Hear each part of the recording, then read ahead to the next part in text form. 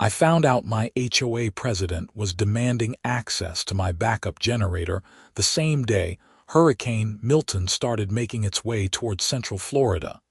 And I knew right then this woman had lost her mind.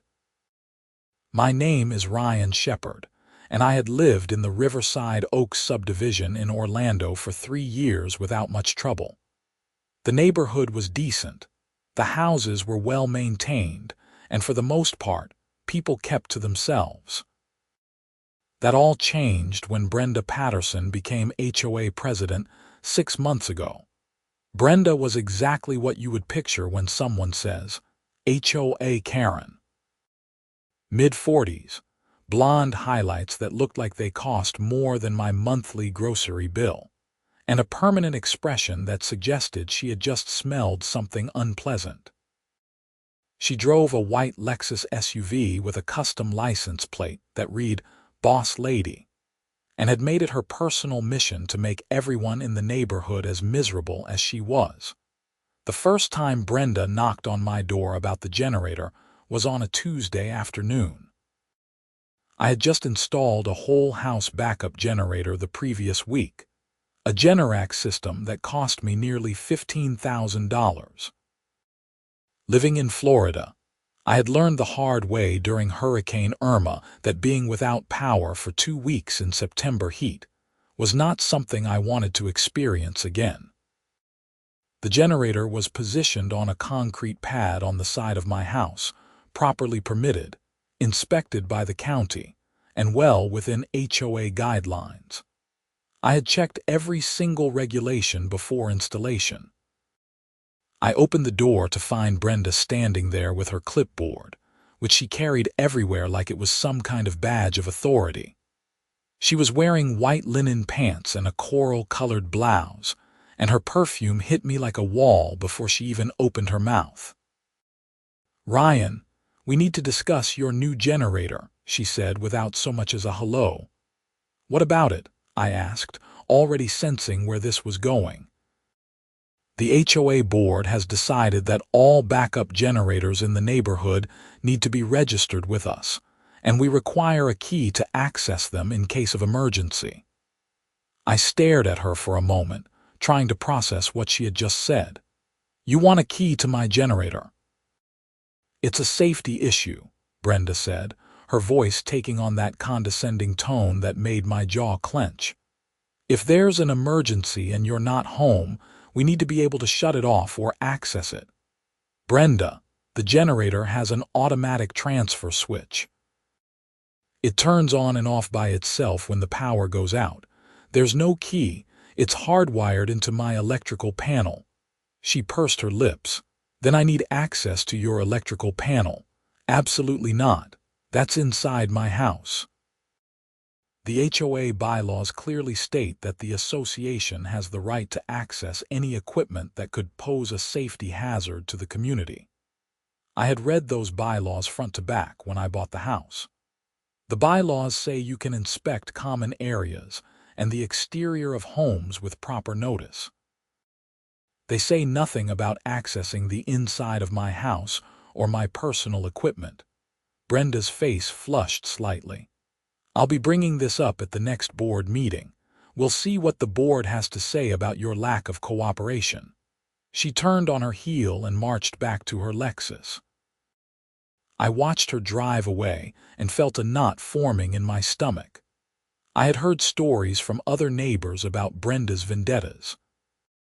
When Mark Henderson, 3 houses down, had planted rose bushes she deemed the wrong shade of pink. She had sent him violation notices every single day for 2 months, until he ripped them out and replaced them with ones she approved. When the Johnsons had their grandson's birthday party in their backyard, she called the police for a noise complaint at 7:30 in the evening. I called my real estate attorney, David Chen, that afternoon. David had helped me with the closing on my house and had warned me even back then that HOAs in Florida could be tricky. "She wants a key to your generator," David asked, and I could hear the disbelief in his voice. "She wants access to my electrical panel, apparently." Ryan, she has absolutely no legal right to that. Your home is your private property. The HOA can enforce rules about the appearance of your property, noise, and things like that, but they cannot demand access to the interior of your home or your personal property unless there's a clear and immediate danger. That's what I thought. But she's threatening to bring it up at a board meeting. Let her. Make sure you document everything. Every conversation, every letter, every email. If she tries to fine you or take any action, we'll fight it. I felt a little better after talking to David, but I knew Brenda well enough by now to know she was not going to let this go. Sure enough, 3 days later, I received a certified letter from the HOA. It stated that I was in violation of Section 12.4 of the HOA bylaws for failure to register emergency equipment with the association, and that I had 10 days to comply or face a fine of $250 per day. I read Section 12.4. It talked about registering alarm systems with the HOA so they had emergency contact information. It said absolutely nothing about generators. I called David again, and he drafted a response letter explaining that I was not in violation of any bylaws and that the HOA's interpretation was incorrect. He sent it certified mail to both Brenda and the HOA's management company. That should have been the end of it. It was not. The following week, I came home from work to find an inspector from the County Code Enforcement Office examining my generator. I parked in my driveway and walked over to him. "Can I help you?" I asked. The inspector was a tired-looking man in his 50s with a clipboard of his own. "I received a complaint about an unpermitted generator at this address.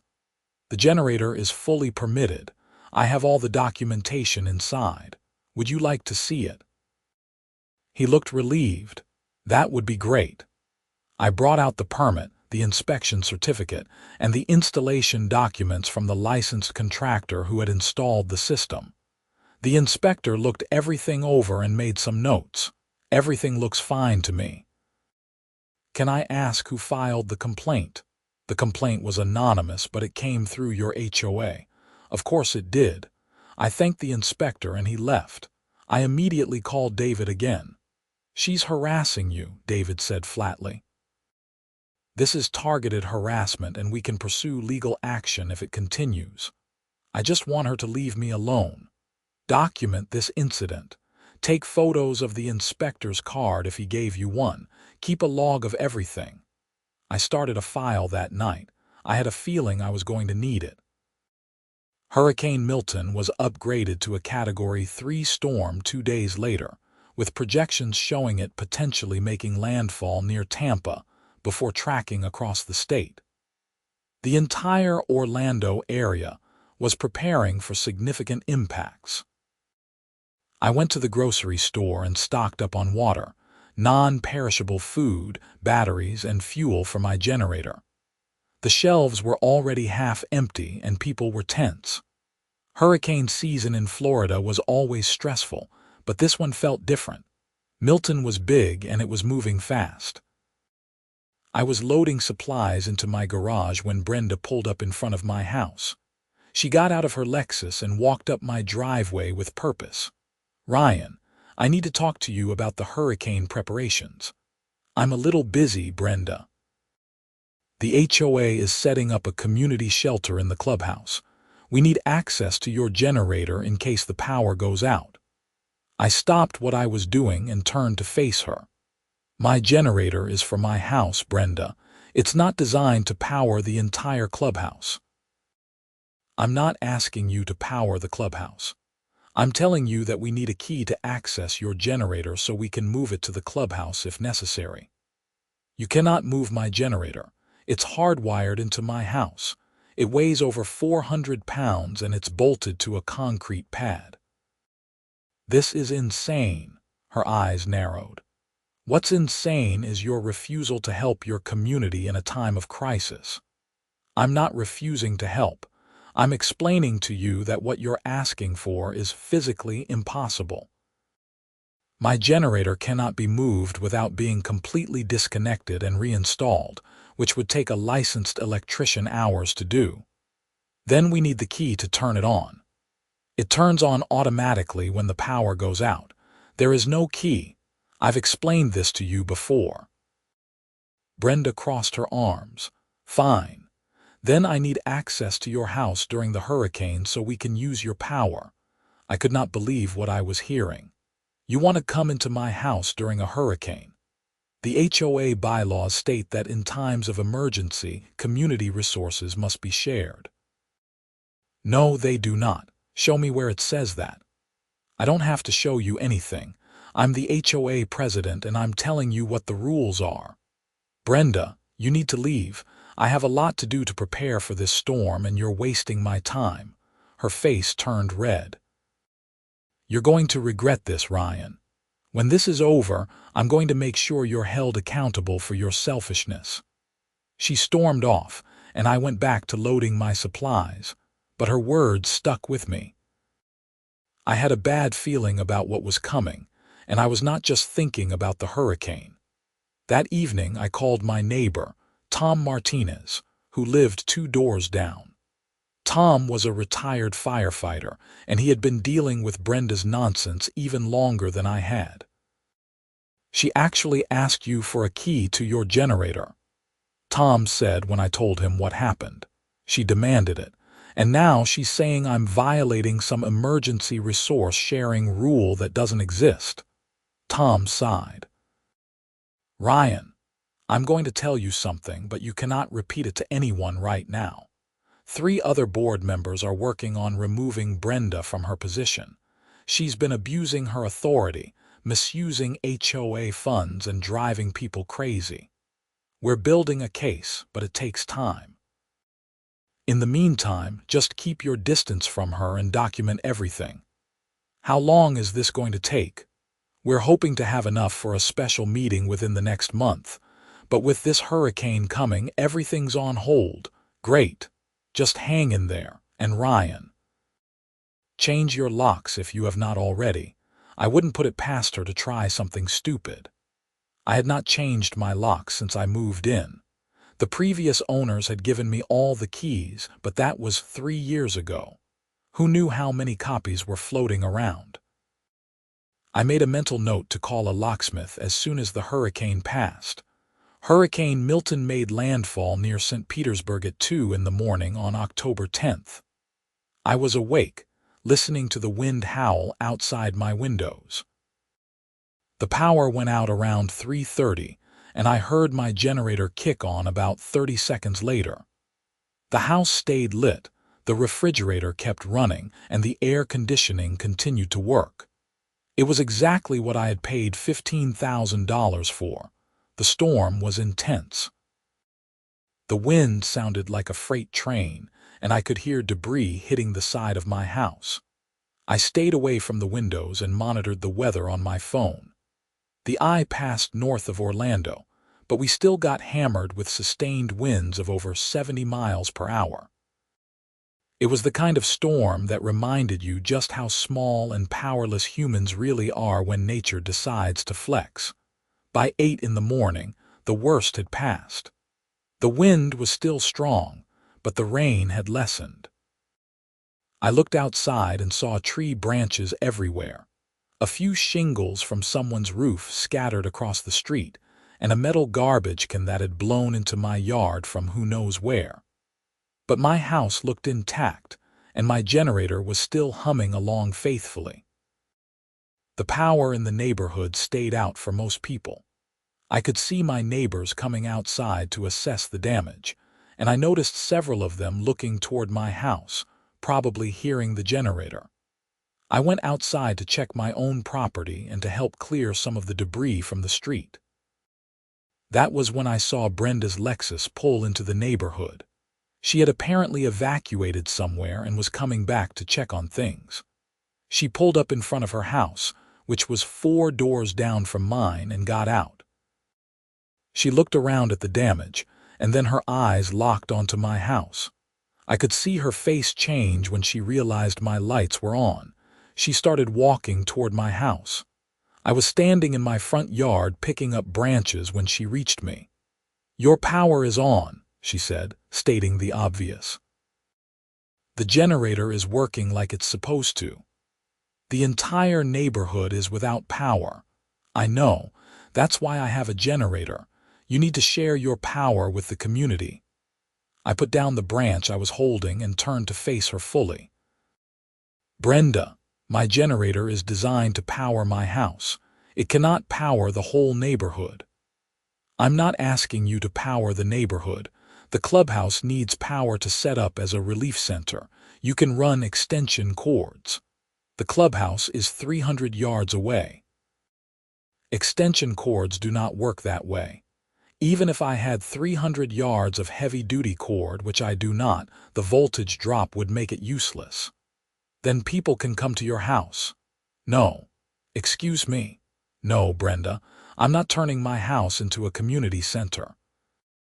People are welcome to go to the actual emergency shelters that the county has set up. Those have real generators that are designed for that purpose. This is unacceptable. I'm going to call an emergency HOA meeting. You do that. I have work to do." I turned away from her and went back to cleaning up debris.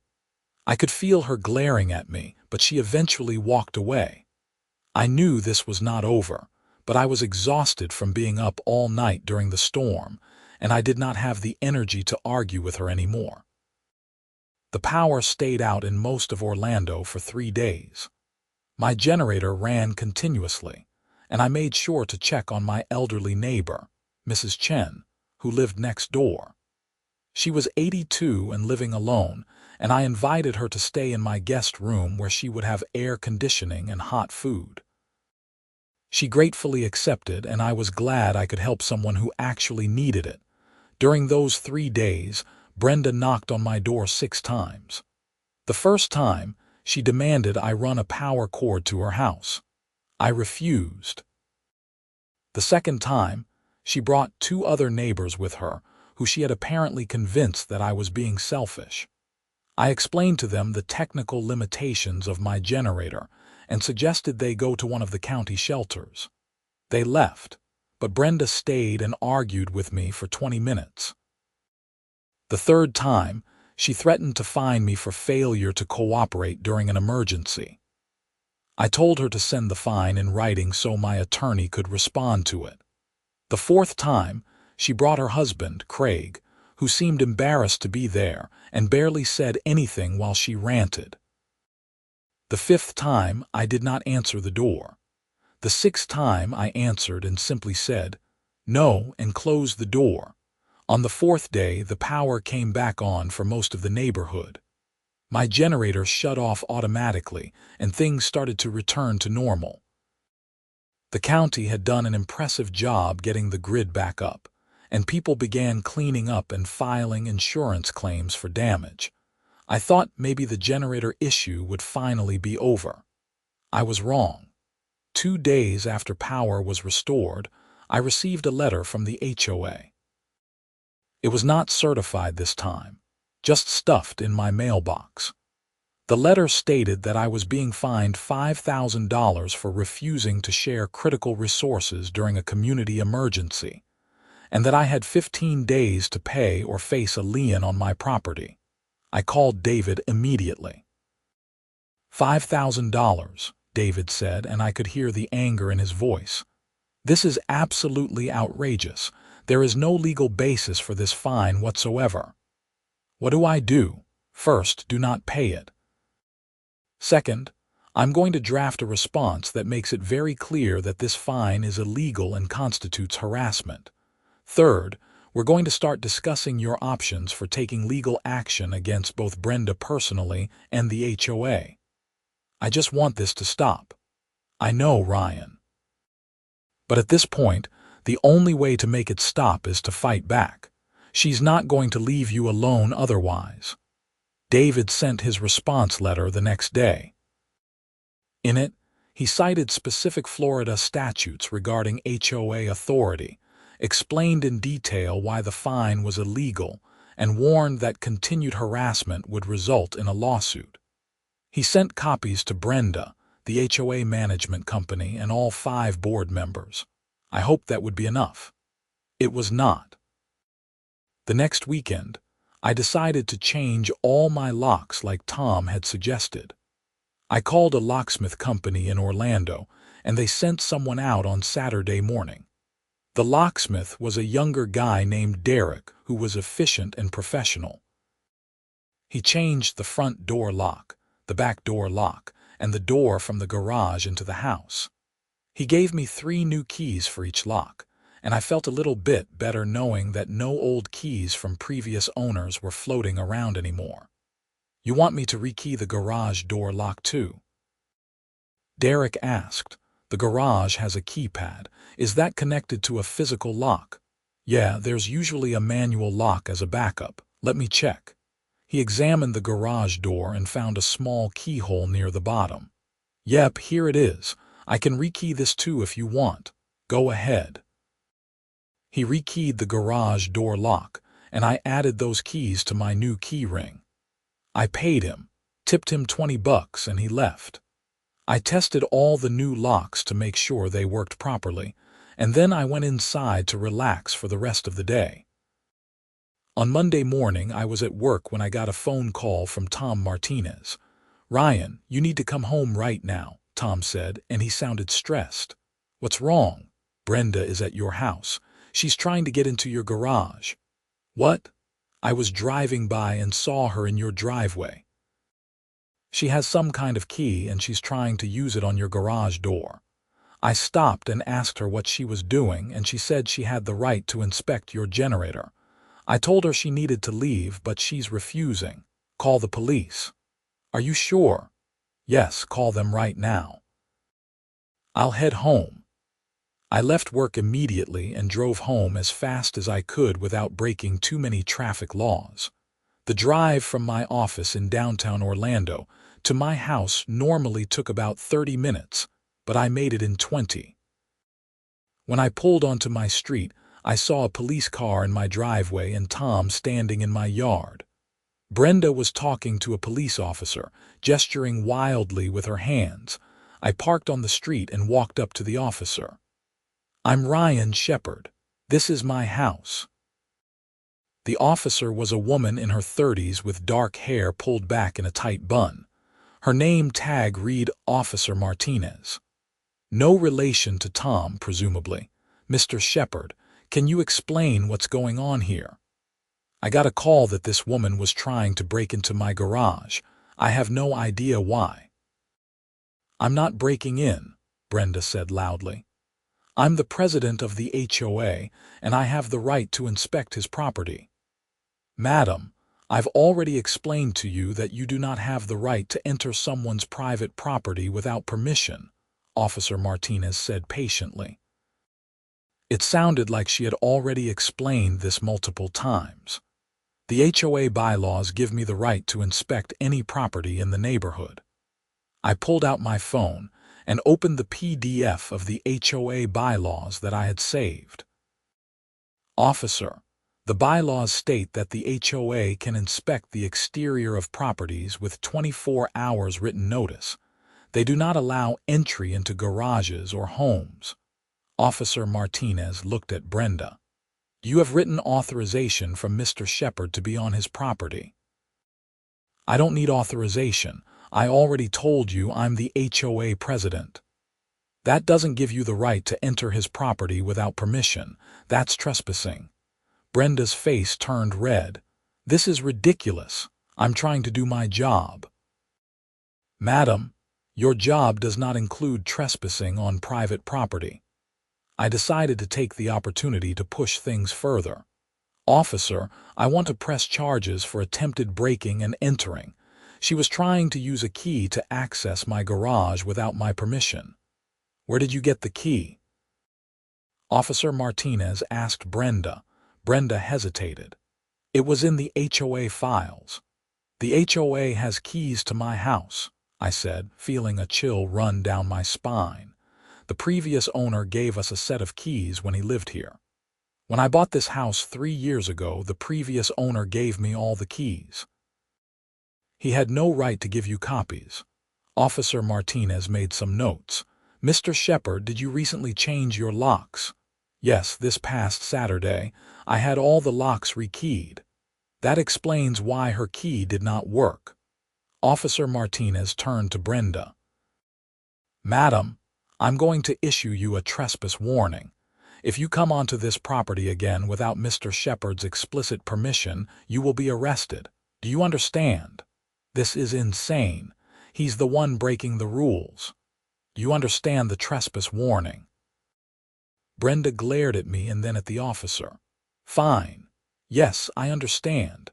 I need you to leave the property now. Brenda turned and walked to her Lexus, which was parked on the street. She got in, slammed the door hard enough that I heard it from where I was standing, and drove off.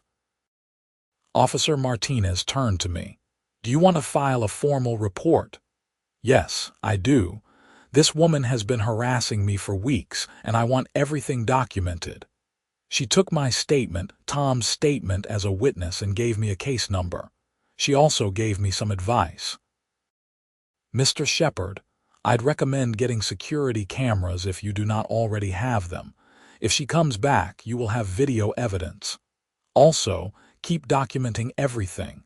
If this continues, you can pursue a restraining order. Thank you, officer. After she left, Tom and I stood in my driveway. Man, she's completely lost it, Tom said. Did you see what key she was using?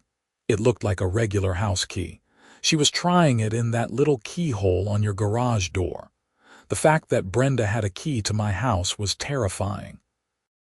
How long had the HOA had that key? Had anyone else entered my house without my permission? The thought made me sick. Thanks for calling me, Tom, and for calling the police. Of course. Look, I'm going to push hard to get that special meeting scheduled. This has gone too far. That afternoon, I went to a home improvement store and bought a comprehensive security camera system. I spent the rest of the evening installing cameras that covered my front door, back door, driveway, and both sides of my house, where the generator was located.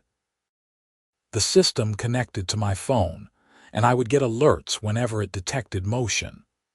I should have done this months ago. The next morning, I received an email from the HOA management company. It stated that there would be a special board meeting the following week to discuss ongoing conflicts within the community. Residents were welcome to attend and speak during the public comment period. The email did not mention me by name, but I knew exactly what this was about. I forwarded the email to David, and he said he would plan to attend with me. In the meantime, he was drafting a formal complaint about Brenda's conduct to submit to the board and the management company. The week before the meeting, things were quiet, too quiet. I did not see Brenda around the neighborhood, and I did not receive any more letters or fines from the HOA. My security cameras showed normal activity. People walking dogs, kids riding bikes, delivery trucks. But I could not shake the feeling that something was coming. The board meeting was scheduled for 7 o'clock on a Thursday evening at the clubhouse. I got there at 6:45 with David. The parking lot was already full, which surprised me. Apparently, word had gotten around that something interesting was going to happen. Inside the clubhouse, rows of folding chairs had been set up facing a long table where the board members would sit. The room was packed with neighbors, and there was a buzz of conversation. I recognized most of the faces, and several people nodded to me or gave me sympathetic looks. Brenda was already seated at the board table, along with 4 other board members. I knew 2 of them, Tom Martinez and Jennifer Reed, who lived at the end of my street. The other 2 I recognized by sight but did not know personally. At 7 o'clock sharp, Brenda called the meeting to order. She went through some standard procedural items, reading the minutes from the last meeting and discussing a few minor neighborhood issues. Then she got to what everyone was really there for. "We have a serious issue that needs to be addressed," Brenda said, looking directly at me. "We have a homeowner who has repeatedly refused to cooperate with the HOA, who has violated community standards, and who has shown complete disregard for his neighbors during a time of emergency." David stood up. "Excuse me, Madam President, but I object to this characterization. My client, Ryan Shepherd, has violated no HOA rules and has acted completely within his legal rights." "And who are you?" Brenda asked, though her tone suggested she already knew. "I'm David Chen, Mr. Shepherd's attorney. I'm here to ensure that this meeting is conducted properly and that my client's rights are protected." Brenda's jaw tightened. "This is a board meeting, not a courtroom. It's a meeting where accusations are being made against my client. He has the right to defend himself, and I have the right to advise him." Tom spoke up. "Brenda, I think we should hear from all sides before making any statements." Brenda looked annoyed but nodded. "Fine. Ryan, would you like to explain why you refused to help your community during Hurricane Milton?" I stood up, feeling all eyes on me. "I didn't refuse to help. I had a backup generator that was designed to power my house. I used it to power my house, and I also hosted my elderly neighbor so she would have air conditioning and hot food during the outage. What I refused to do was allow my generator to be used in ways it was not designed for, or to allow strangers into my home. You refused to share your power. I explained multiple times that my generator could not be safely used to power other buildings. It's hardwired into my electrical panel. Running extension cords the distance to the clubhouse would have been ineffective and potentially dangerous." Jennifer Reed spoke up. "Brenda, I think Ryan is right about that. I asked my husband, who's an electrician, and he said you can't run power that far with extension cords." Brenda ignored her. "You also refused to let people come to your house to charge their phones or cool off." "That's not true. I helped Mrs. Chen, and I would have helped anyone who genuinely needed assistance. What I refused was to turn my house into a public shelter when there were proper county shelters available." An older man in the second row stood up. "I went to the county shelter. It worked fine. They had generators, food, water, everything. I do not understand why Ryan should have had to open his house to everyone." Several other people murmured in agreement. Brenda was starting to look flustered. "There's also the matter of the violations," Brenda said. "Ryan failed to register his generator with the HOA, and he refused to provide access keys." David stood up again. "Mrs. Patterson, there is no HOA rule requiring generators to be registered. I've reviewed the bylaws thoroughly, and the section you cited pertains only to alarm systems. Furthermore, demanding keys to access the interior of a homeowner's property is a violation of Florida property law. The board has the authority to make new rules as needed. Yes, through a proper amendment process that requires notice to all homeowners and a vote. You cannot create rules arbitrarily and then retroactively fine people for not following them." Tom cleared his throat. "Actually, Brenda, David is right about that. We would need to vote on any new rules, and we'd need to give everyone 30 days notice." Brenda turned to glare at Tom, and I could see the dynamic shifting in the room. The other board members were not backing her up, and the crowd was clearly on my side. "There's one more issue we need to discuss," Tom said, and he pulled out a folder. "Brenda, we need to talk about your conduct over the past few months. Multiple homeowners have filed complaints about harassment, improper fines, and abuse of authority. And then there's the incident last Monday." "What incident?" Brenda said, but her voice was less confident now. "The incident where you tried to enter Ryan's property without permission and had to be removed by the police." A ripple of surprised murmurs went through the crowd. Several people who apparently had not heard about this turned to look at me, then at Brenda. I was performing my duties as HOA president. "You were trespassing," Tom said flatly. "I was there. I saw you trying to use a key to break into his garage. That's not your duty. That's a crime." Jennifer spoke up. "Brenda, where did you even get a key to his house?" "It was in the files from the previous owner." "So you had a key to a house that someone else owns now, and you tried to use it without his permission?" Brenda did not answer. David stood up again. "If I may, I'd like to submit this formal complaint to the board." He walked up and handed copies of a thick document to each board member. "This details every instance of harassment against my client, including illegal fines, false code enforcement complaints, and the attempted break-in. I'm also including citations of Florida statutes that Mrs. Patterson has violated. If this conduct continues, we will be filing a lawsuit against both Mrs. Patterson personally and the HOA." The room was silent as the board members flipped through the pages. I could see Brenda's face getting redder with each passing moment. One of the board members I did not know, an older man with gray hair, spoke up. "This is very concerning. Mrs. Patterson, do you have a response to these allegations? This is all exaggerated. Ryan has been uncooperative from the beginning, and I've been trying to enforce the rules." "What about the $5,000 fine you issued?" Jennifer asked. "He refused to help during an emergency." "But there's no rule that says he has to share his personal property," Tom said.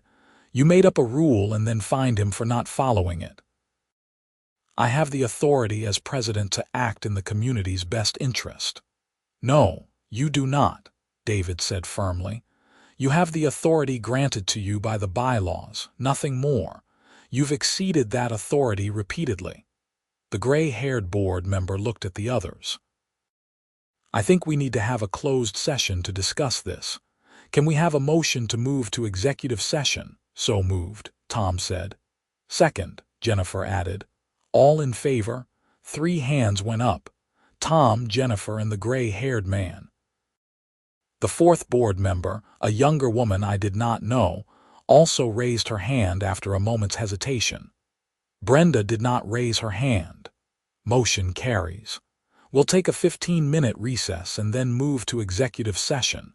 Mr. Shepard, Mr. Chen, thank you for your presentation. We'll be in touch. The board members stood up and filed into a back room. The crowd erupted into conversation, and several neighbors came up to talk to me. Most were supportive, telling me they had their own stories about Brenda's behavior. A few asked questions about the generator, and I patiently explained once again how it worked and why it could not be used to power other buildings. David and I waited in the main room while the board deliberated. It took longer than 15 minutes. 45 minutes later, the board members came back out and took their seats. Brenda looked like she had been crying, and her mascara was smudged. The gray-haired man spoke. "After careful deliberation, the board has voted to remove Brenda Patterson from her position as HOA president, effective immediately. We've also voted to rescind all fines issued to Ryan Shepard, as we have determined they were not based on valid violations of our bylaws. Mr. Shepard, on behalf of the HOA, I apologize for the harassment you've endured. We will be conducting a full review of all actions taken over the past 6 months to ensure no other homeowners have been similarly mistreated." The room erupted in applause. I felt a wave of relief wash over me. It was finally over, but Brenda was not done. She stood up, her face furious. "You cannot do this. I was elected president. You can be removed by a majority vote of the board for misconduct. We just took that vote. It was 4-1. This is illegal. I'll sue." David stood up. "Mrs. Patterson, I would strongly advise against that. Right now, the only consequences you're facing are removal from the board. If you pursue legal action, we will countersue for harassment and we will win. Additionally, if you come onto my client's property again for any reason, he will press criminal charges for trespassing. Do you understand? Brenda grabbed her purse and stormed out of the clubhouse. A moment later, we heard her Lexus peel out of the parking lot. The gray-haired man sighed. Well, that could have gone better. But it's done. Tom, as vice president, you're now acting president until we can hold elections. Let's set up a meeting next week to discuss next steps. The meeting adjourned and people slowly filtered out. Several neighbors stopped to shake my hand or pat me on the back. Mrs. Chen, my elderly neighbor, gave me a hug and thanked me again for helping her during the hurricane. As David and I walked to our cars, he turned to me. You did good in there. Standing up to bullies is never easy, but you handled it well. Thanks for all your help. I could not have done this without you. That's what lawyers are for. Send me a bill for any expenses you incurred because of this, and we'll include them if we need to take further action. Do you think she'll actually leave me alone now? I think she will. She's facing potential criminal charges and a lawsuit. She'd be stupid to push it further. But keep your cameras running and keep documenting everything, just in case. I drove home that night feeling lighter than I had in months. The nightmare was over. Brenda was gone, the fines were rescinded, and I had the full support of the HOA board and my neighbors. But something was nagging at me. The fact that Brenda had a key to my house, even though I had changed the locks, meant she had been planning something. How long had she had that key? What had she been planning to do with it? The next morning, I reviewed the footage from my security cameras, going back through the past 2 weeks. Most of it was normal activity, but then I found something that made my blood run cold. 3 days before the board meeting, at 2 in the morning, Brenda's Lexus had pulled up in front of my house. She had gotten out with a flashlight and walked up my driveway. She had tried her key in my front door lock, and when it had not worked, she had tried the back door. Then she had gone to the garage and tried there. When none of the locks worked, she had stood in my driveway for several minutes, just staring at my house. Then she had gotten back in her car and left. I immediately saved that footage and sent it to David with a message. She tried to break in 3 days ago at 2 a.m. David called me within 5 minutes. Ryan, this is serious. She was attempting to burglarize your house. You need to take this to the police. Will they do anything? She didn't actually get in. Attempted burglary is still a crime. And this footage, combined with the previous trespassing incident, establishes a pattern of behavior. At minimum, it will help if you need to get a restraining order. I went to the Orlando Police Department that afternoon and filed a report. I brought my laptop and showed them the footage. The officer who took my statement was the same officer Martinez who had responded to the trespassing call. Mr. Shepard, I remember you. Is this the same woman? Yes, the HOA president. Well, former president now. She was removed at a board meeting last night. Officer Martinez watched the footage several times. This is definitely attempted breaking and entering. Combined with the previous incident, we have enough to charge her. I'll need you to sign a sworn statement, and then we'll proceed with the case. What happens next? We'll issue a warrant for her arrest.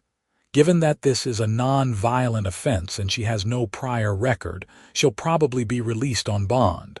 But she'll have to go through the court system. I'd also recommend getting a restraining order. I signed the statement, and Officer Martinez assured me they would follow up. I went home and immediately started the process of filing for a restraining order through the county courthouse website. 2 days later, on a Saturday morning, I was having coffee on my back patio when Tom called. Ryan, you're not going to believe this. Brenda was arrested this morning. I know. I filed a police report about her trying to break into my house. It's not just that. The HOA management company did an audit of the finances after the board meeting. Brenda has been stealing money from the HOA for the past 6 months. What? She was writing checks to herself and coding them as maintenance expenses or legal fees. We're talking about over $30,000. I felt my jaw drop. That's embezzlement. Yep. The management company filed a police report yesterday, and when the cops went to arrest her this morning, they also had the warrant for the attempted break-in at your house. She's being charged with embezzlement, attempted burglary, and trespassing. Holy crap. There's more. Apparently, she was also using HOA money to pay for personal expenses. That Lexus she drives. She was making the payments from the HOA account. Same with her golf club membership and some home renovations. How did no one notice? She was the one who had access to the accounts. The rest of us trusted her to manage things properly. That was clearly a mistake. I thought about all the harassment, all the demands, all the illegal fines. She was trying to distract everyone from what she was really doing. That's what we think. By creating drama with you and a few other homeowners, she kept people focused on that instead of on the finances. It almost worked. What happens now? The management company is working with the police. She'll be prosecuted, and the HOA will probably have to sue her to recover the money. It's a mess, but at least it's all out in the open now. Over the next few weeks, I watched as Brenda's world fell apart. She was formally charged with multiple counts of theft and embezzlement, as well as the attempted burglary.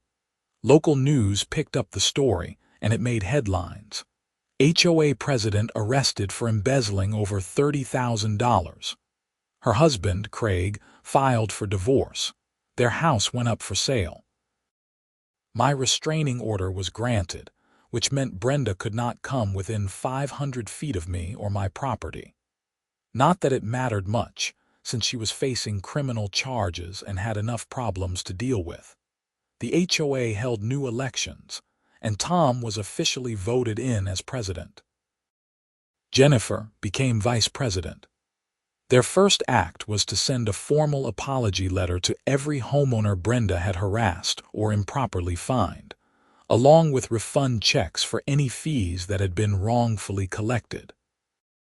Hurricane season ended in November, and life in Riverside Oaks slowly returned to normal.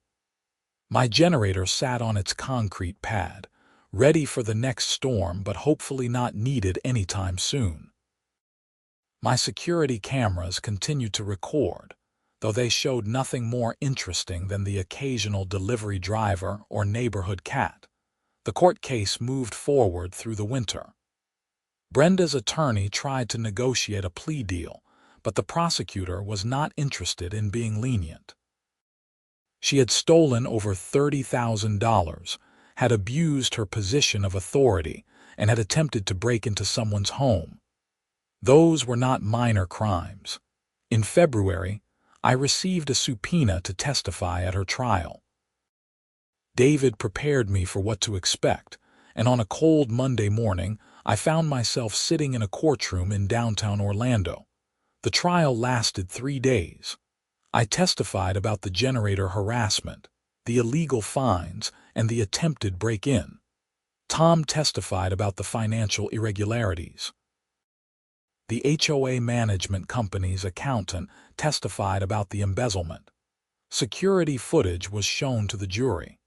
Financial records were entered into evidence. Brenda's defense attorney tried to argue that she had been under stress and had made poor decisions, but it was a weak defense. The evidence was overwhelming. The jury deliberated for less than 4 hours. They found her guilty on all counts: 3 counts of embezzlement, 1 count of attempted burglary, and 1 count of criminal trespassing.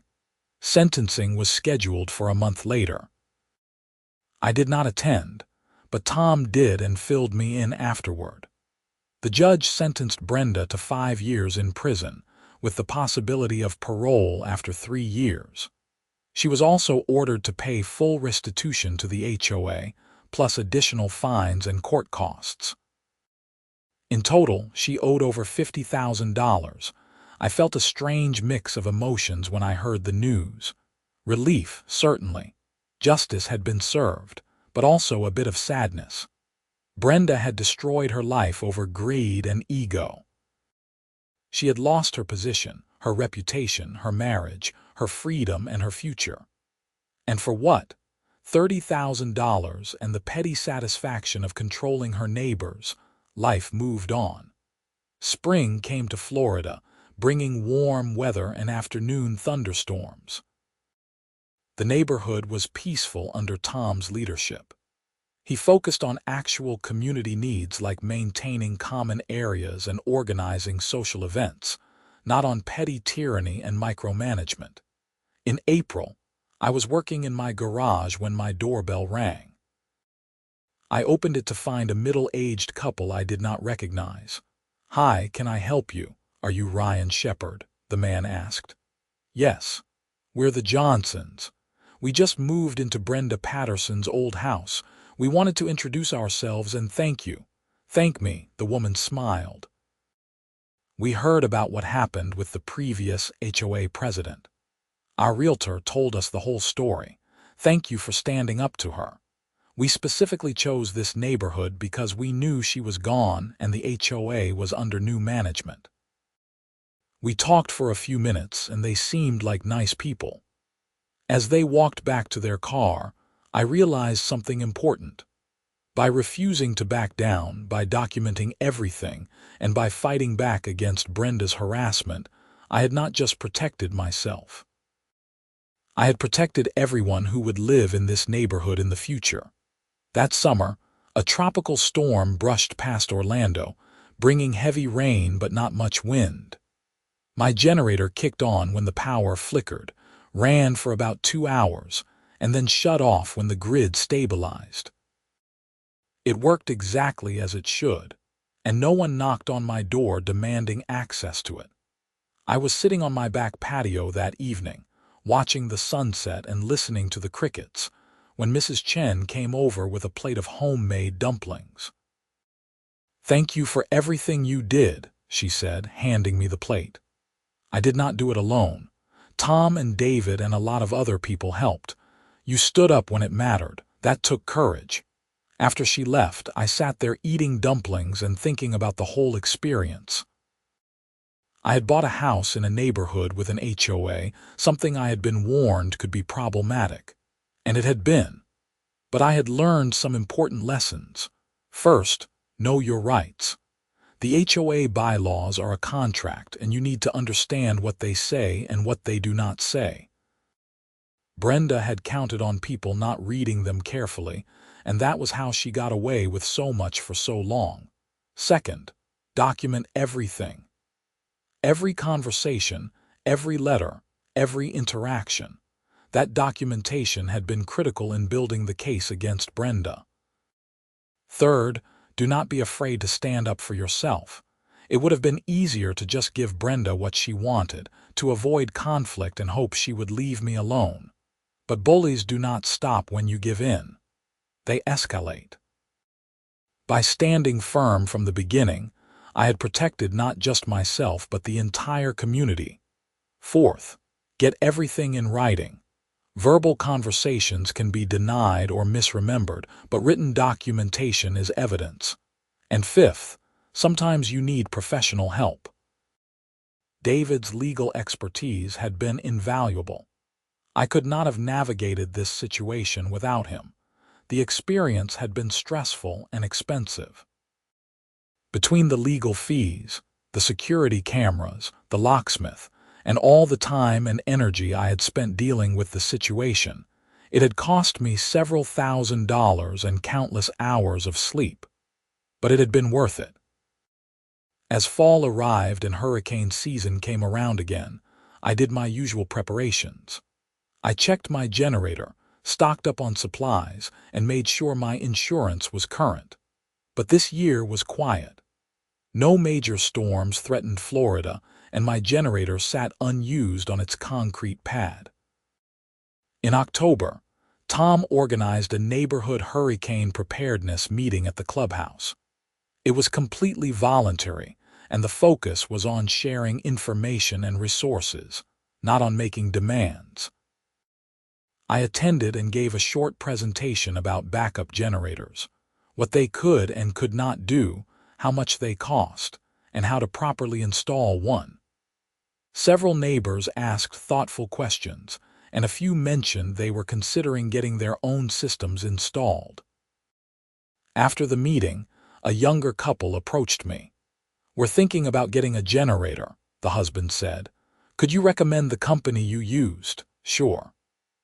I gave them the contractor's contact information and answered their questions about the permitting process and installation timeline. "Thanks so much. And hey, we wanted to say we really admire how you handled that whole situation with the old HOA president. That took guts." They were not the first people to say something like that, and it always made me a bit uncomfortable. I had not set out to be some kind of neighborhood hero. I had just wanted to protect my property and my rights. But I guess sometimes standing up for yourself inspires other people to do the same. By the time November rolled around, the anniversary of Hurricane Milton and the whole generator incident, life was completely back to normal. Better than normal, actually. The neighborhood was thriving under Tom's leadership. Property values were up. People were friendlier. There were more community events and less drama. I thought about Brenda sometimes, sitting in a prison cell somewhere, and wondered if she ever reflected on how different things could have been. If she had just left me alone, if she had not tried to abuse her authority, if she had not embezzled money, she would still be living in her house, still married to Craig, still free. But she had made her choices, and now she was living with the consequences. One evening in December, I was out front putting up Christmas lights when Tom stopped by. "Need any help?" he asked. "I'm good, thanks." "What's up?" "I just wanted to let you know the HOA recovered most of the money Brenda stole. Her house sold and the proceeds went to restitution. We're using the money to repave some of the neighborhood streets and upgrade the playground equipment." "That's great news." "It is. And Ryan, I wanted to thank you again. If you had not stood up to her, who knows how long she would have kept stealing and abusing her power. You did the right thing, even when it was hard.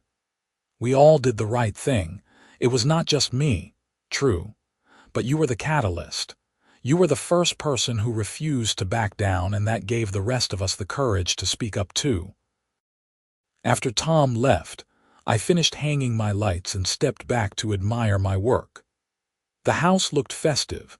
The generator hummed quietly in standby mode on the side of the house, and everything was peaceful. I went inside, poured myself a beer, and sat down on my couch. My phone buzzed with a notification from my security cameras. Motion detected in the driveway. I checked the app and saw it was just a delivery driver dropping off a package. The system was working perfectly, providing peace of mind without unnecessary paranoia. As I sat there reflecting on everything that had happened over the past year, I realized that the generator had never really been about the generator. It had been about control. Brenda had seen someone doing something she could not control, and it had driven her crazy. She had to dominate, had to have power over everyone, and when I refused to submit, it had triggered an escalating series of events that ultimately destroyed her. The irony was that if she had just left me alone, I probably would have helped people during the hurricane within reasonable limits. I was not a selfish person, but the moment she started demanding and threatening, it became about principle. You do not get to bully people into doing what you want, even if you have a title like HOA president. Christmas came and went. New Year's arrived, bringing 2025. Life continued in its normal rhythms. I went to work, spent time with friends, did projects around the house, and enjoyed the peaceful neighborhood I had fought so hard to protect. In late January, I got an email from David. Wanted to let you know that Brenda Patterson's appeal was denied. The conviction stands and she'll serve her full sentence. Also, the HOA's lawsuit against her was successful. They were awarded a judgment for the full amount plus legal fees. It's officially over. I read the email twice and then deleted it. It was over. Finally, completely over. That weekend, I threw a small barbecue in my backyard. I invited Tom, Jennifer, Mrs. Chen, and a few other neighbors. We grilled burgers and hot dogs, drank beer and lemonade, and talked about normal things: sports, movies, vacation plans, the weather. No one mentioned Brenda or the HOA drama. It was just a nice afternoon with good people. As the sun set and my guests started heading home, I stood in my backyard looking at my house. It was just a house, nothing special or remarkable, but it was mine. I had fought for it, defended it, and protected my rights as a homeowner. And in doing so, I had learned that sometimes the most important battles are the ones you fight not because you want to, but because you have to. The generator sat on its pad, silent and ready. The security cameras watched over everything, recording but not needed for drama anymore. The new locks kept my home secure, and life was good. Sometimes I wonder what would have happened if I had just given Brenda a key to my generator that first day she asked. Would it have ended there, or would she have just found something else to obsess over? I will never know. But I do know that standing up to her, fighting back, and refusing to be bullied was the right choice. Because at the end of the day, your home is supposed to be your sanctuary. It is supposed to be the one place where you are safe, where you make the rules, where no one can push you around. And when someone tries to violate that, whether it is an HOA president with a power complex or anyone else, you have to stand firm. I learned that lesson the hard way, but I learned it well. And I hope that my experience would help others who found themselves in similar situations. You have rights. You have power. And you do not have to let anyone, no matter what title they hold, abuse you or violate your property. As winter turned to spring in 2025, life in Riverside Oaks continued peacefully. Tom proved to be an excellent HOA president, focused on actual community improvement rather than petty control. The neighborhood thrived, and I was proud to call it home. And my generator. It sat ready, fully functional, and completely under my control, exactly as it should be. No HOA Karen would ever demand my keys again, because I had learned to protect what was mine and stand up for what was right, no matter the cost. That was the end of my HOA nightmare, and the beginning of what a neighborhood association should really be. A group of people working together to maintain their community, not a platform for petty tyrants to abuse their neighbors. And that made all the struggle, all the stress, and all the legal battles worth it.